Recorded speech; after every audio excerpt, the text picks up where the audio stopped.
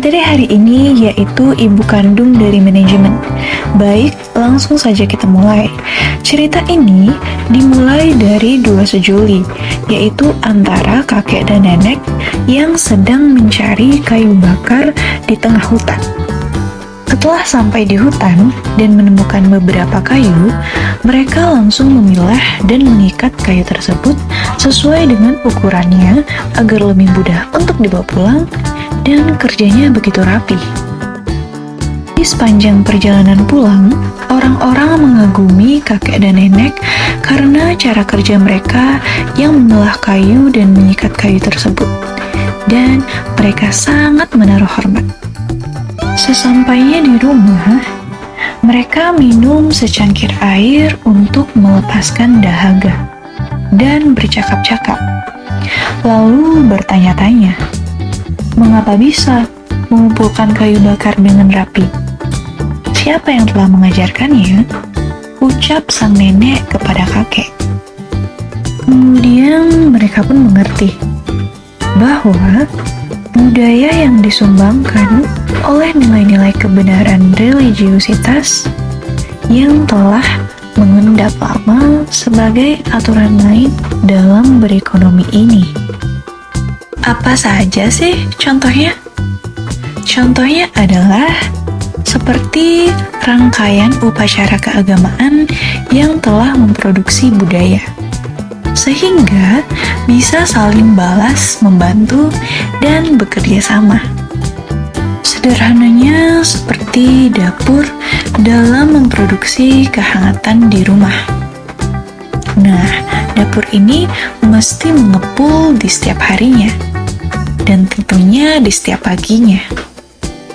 Dan semua ini adalah nilai dari komunitas desa yang menjelma menjadi kearifan lokal atau internasional.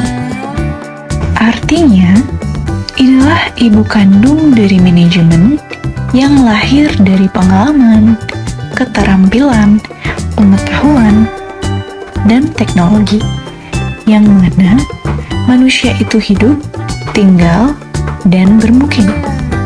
Jadi, manajemen adalah seperangkat komitmen dan aturan main yang bertugas sebagai sarana penilaian sekaligus sebagai sarana penghukum yang kompatibel bagi pengelolaan sumber daya.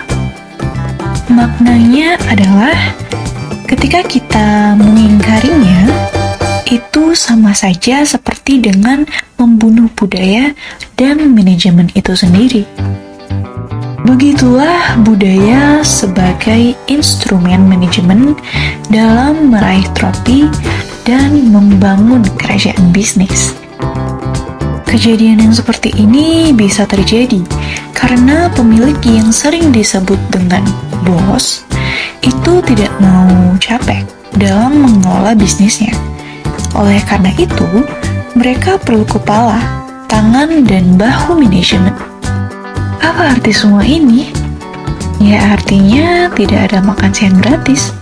Seperti ada hubungan seorang patron klien antara si pemilik dan manajemen. Inilah alasan dasarnya mengapa komitmen itu penting dalam memproduksi kehangatan.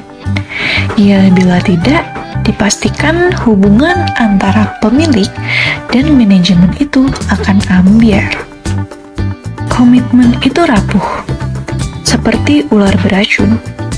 Kemana kepala dari ular itu mengarah, ke situlah ekor dari ular itu berlindung. Begitu juga dengan kemana pemilik mengarah, ke situlah manajemen berlindung. Ya, seperti main game. Pada dasarnya, kita akan tahu kapan harus serius, kapan harus jujur, dan kapan harus berpura-pura. Artinya, komitmen itu dikatakan kuat apabila mimpi kita sama, walaupun tidur di ranjang yang berbeda. Kemudian, komitmen itu bisa dikatakan pecah juga apabila mimpi itu berbeda namun tidur di ranjang yang sama. Kira-kira begitulah komitmen membelah loyalitas menjadi 3 bagian. Tiga loyal itu ada loyal pada bos dan institusi, namun ada juga loyal pada diri sendiri. Ciri loyal pada institusi adalah membangun institusi agar maju. Ciri loyal pada atasan adalah sering menyetor muka, dan ciri loyal pada diri sendiri adalah tidak takut untuk dipecat, karena dia mempunyai kepercayaan terhadap diri sendiri untuk mencari pekerjaan di tempat lain. Oke, begitulah cerita ibu kandung manajemen dalam membangun bisnis di tengah lingkaran kepentingan. Sekian, terima kasih.